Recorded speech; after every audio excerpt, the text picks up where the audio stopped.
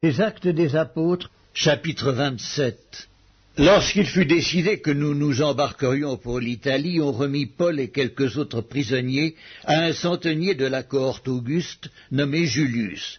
Nous montâmes sur un navire d'Adramite qui devait côtoyer l'Asie, et nous partîmes, ayant avec nous Aristarque, macédonien de Thessalonique. Le jour suivant, nous abordâmes à Sidon, et Julius, qui traitait Paul avec bienveillance, lui permit d'aller chez ses amis et de recevoir leurs soins. Partis de là, nous longeâmes l'île de Chypre parce que les vents étaient contraires. Après avoir traversé la mer qui baigne la Cilicie et la Pamphylie, nous arrivâmes à Myra, en Lycie. Et là, le centenier ayant trouvé un navire d'Alexandrie qui allait en Italie, nous y fit monter. Pendant plusieurs jours, nous naviguâmes lentement, et ce ne fut pas sans difficulté que nous atteignîmes la hauteur de Cnide, où le vent ne nous permit pas d'aborder. Nous passâmes au-dessous de l'île de Crète, du côté de Salmone. Nous la côtoyâmes avec peine et nous arrivâmes à un lieu nommé Beauport, près duquel était la ville de Lazée. Un temps assez long s'était écoulé, la navigation devenait dangereuse, car l'époque même du jeûne était déjà passée. C'est pourquoi Paul avertit les autres en disant « Ô homme, je vois que la navigation ne se fera pas sans péril et sans beaucoup de dommages, non seulement pour la cargaison et pour le navire, mais encore pour nos personnes. » Le centenier écouta le pilote et le patron du navire plutôt que les paroles de Paul, et comme le port n'était pas bon pour hiverner, la plupart furent d'avis de le quitter pour tâcher d'atteindre Phénix, port de Crète, qui regarde le sud-ouest et le nord-ouest, afin d'y passer l'hiver.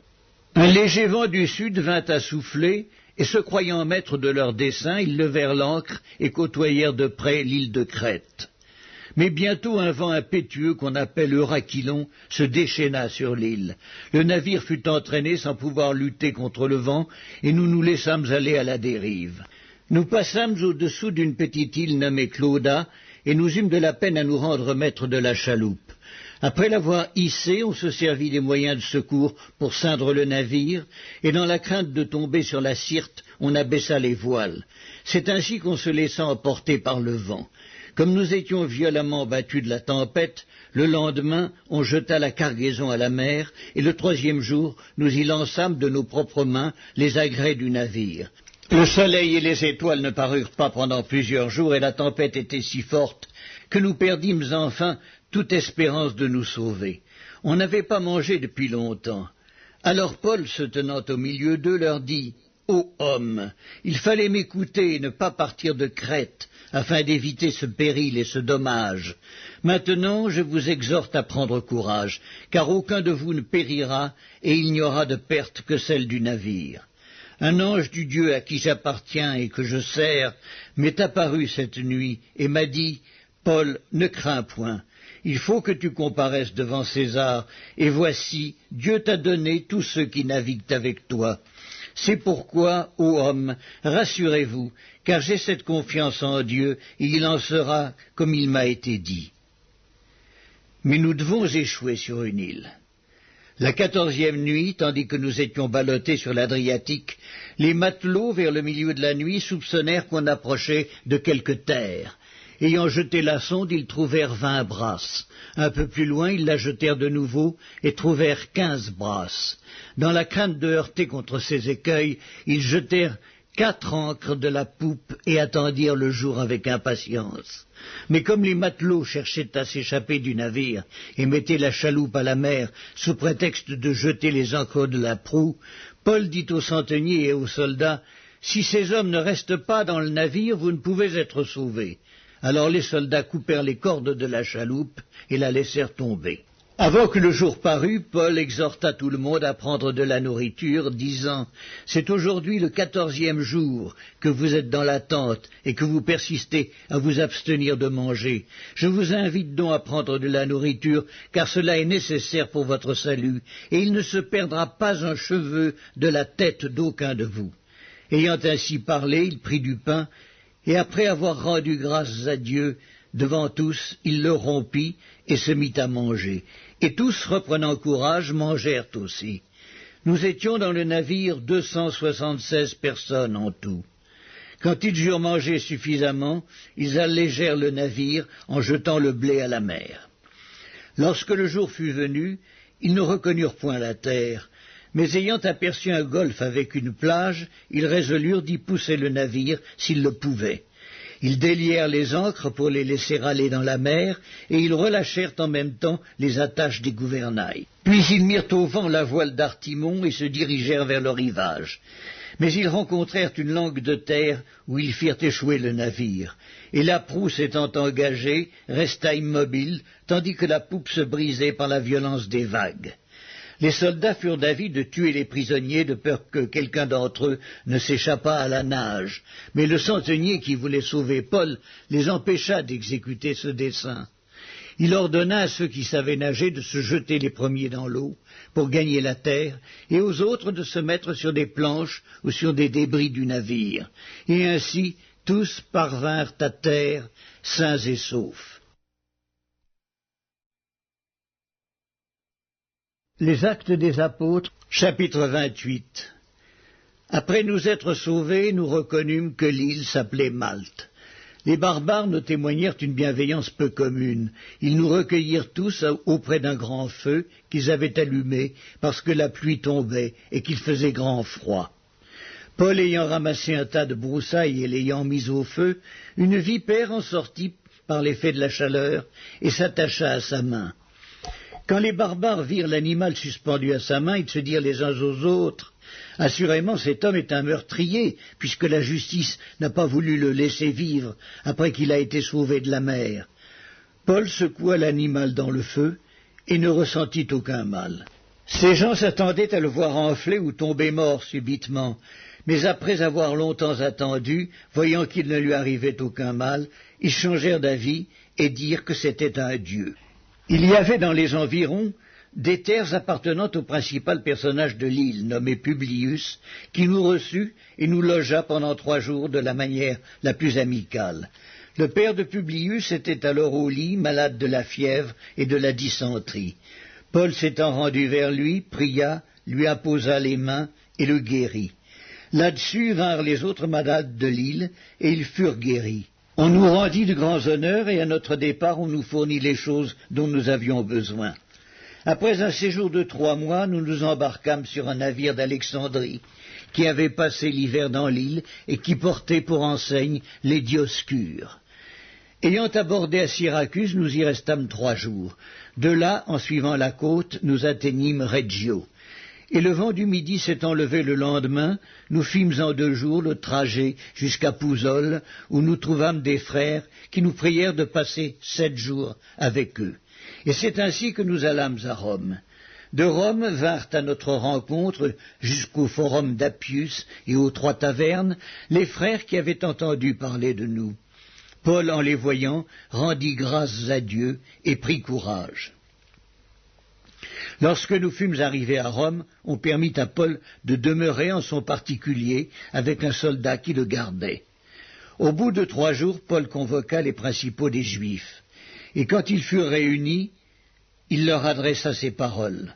« Hommes frères, sans avoir rien fait contre le peuple, ni contre les coutumes de nos pères, j'ai été mis en prison à Jérusalem et livré de là entre les mains des Romains. Après m'avoir interrogé, ils voulaient me relâcher parce qu'il n'y avait en moi rien qui méritât la mort. Mais les Juifs s'y opposèrent, et j'ai été forcé d'en appeler à César, n'ayant du reste aucun dessein d'accuser ma nation. Voilà pourquoi j'ai demandé à vous voir et à vous parler, car c'est à cause de l'espérance d'Israël que je porte cette chaîne. » Ils lui répondirent, « Nous n'avons reçu de Judée aucune lettre à ton sujet, et il n'est venu aucun frère qui ait rapporté ou dit du mal de toi. Mais nous voudrions apprendre de toi ce que tu penses, car nous savons que cette secte rencontre partout de l'opposition. » Ils lui fixèrent un jour, et plusieurs vinrent le trouver dans son logis. Paul leur annonça le royaume de Dieu, en rendant témoignage, et en cherchant par la loi de Moïse et par les prophètes, à les persuader de ce qui concerne Jésus. L'entretien dura depuis le matin jusqu'au soir. Les uns furent persuadés par ce qu'il disait, et les autres ne crurent point. Comme il se retirait en désaccord, Paul n'ajouta que ces mots: « C'est avec raison que le Saint-Esprit, parlant à vos pères par le prophète Ésaïe, a dit: Va vers ce peuple et dis: Vous entendrez de vos oreilles et vous ne comprendrez point. Vous regarderez de vos yeux et vous ne verrez point. Car le cœur de ce peuple est devenu insensible. Ils ont endurci leurs oreilles et ils ont fermé leurs yeux, de peur qu'ils ne voient de leurs yeux, qu'ils n'entendent de leurs oreilles, qu'ils ne comprennent de leur cœur, qu'ils ne se convertissent et que je ne les guérisse. » Sachez donc que ce salut de Dieu a été envoyé aux païens et qu'ils l'écouteront. Lorsqu'il eut dit cela, les Juifs s'en allèrent, discutant vivement entre eux. Paul demeura 2 ans entiers dans une maison qu'il avait louée. Il recevait tous ceux qui venaient le voir, prêchant le royaume de Dieu et enseignant ce qui concerne le Seigneur Jésus-Christ, en toute liberté et sans obstacle. L'épître de Paul aux Romains, chapitre 1. Paul, serviteur de Jésus-Christ, appelé à être apôtre, mis à part pour annoncer l'évangile de Dieu, qui avait été promis auparavant de la part de Dieu par ses prophètes dans les Saintes Écritures, et qui concerne son Fils, né de la postérité de David, selon la chair, et déclaré Fils de Dieu avec puissance, selon l'esprit de sainteté, par sa résurrection d'entre les morts, Jésus-Christ, notre Seigneur, par qui nous avons reçu la grâce et l'apostolat, pour amener en son nom à l'obéissance de la foi tous les païens, parmi lesquels vous êtes aussi, vous qui avez été appelés par Jésus-Christ, à tous ceux qui à Rome sont bien-aimés de Dieu, appelés à être saints, que la grâce et la paix vous soient données de la part de Dieu notre Père et du Seigneur Jésus-Christ. Je rends d'abord grâce à mon Dieu par Jésus-Christ, au sujet de vous tous, de ce que votre foi est renommée dans le monde entier. Dieu que je sers à mon esprit dans l'évangile de son Fils, m'est témoin que je fais sans cesse mention de vous, demandant continuellement dans mes prières d'avoir enfin par sa volonté le bonheur d'aller vers vous, car je désire vous voir, pour vous, communiquer quelques dons spirituels, afin que vous soyez affermis, ou plutôt afin que vous soyez encouragés ensemble au milieu de vous, par la foi qui nous est commune à vous et à moi. Je ne veux pas vous laisser ignorer, frères, que j'ai souvent formé le projet d'aller vous voir, afin de recueillir quelques fruits parmi vous, comme parmi les autres nations. Mais j'en ai été empêché jusqu'ici. Je me dois aux Grecs et aux barbares, aux savants et aux ignorants. Ainsi j'ai un vif désir de vous annoncer aussi l'Évangile, à vous qui êtes à Rome. Car je n'ai point honte de l'Évangile. C'est une puissance de Dieu pour le salut de quiconque croit, du juif premièrement, puis du grec, parce qu'en lui est révélée la justice de Dieu par la foi et pour la foi. Selon qu'il est écrit, le juste vivra par la foi. La colère de Dieu se révèle du ciel contre toute impiété et toute injustice des hommes qui retiennent injustement la vérité captive, car ce qu'on peut connaître de Dieu est manifeste pour eux, Dieu le leur ayant fait connaître. En effet, les perfections invisibles de Dieu, sa puissance éternelle et sa divinité, se voient comme à l'œil depuis la création du monde, quand on les considère dans ses ouvrages. Ils sont donc inexcusables, puisqu'ayant connu Dieu, ils ne l'ont point glorifié comme Dieu, et ne lui ont point rendu grâce. Mais ils se sont égarés dans leurs pensées, et leur cœur sans intelligence a été plongé dans les ténèbres. Se vantant d'être sages, ils sont devenus fous, et ils ont changé la gloire du Dieu incorruptible en image représentant l'homme corruptible, des oiseaux, des quadrupèdes et des reptiles.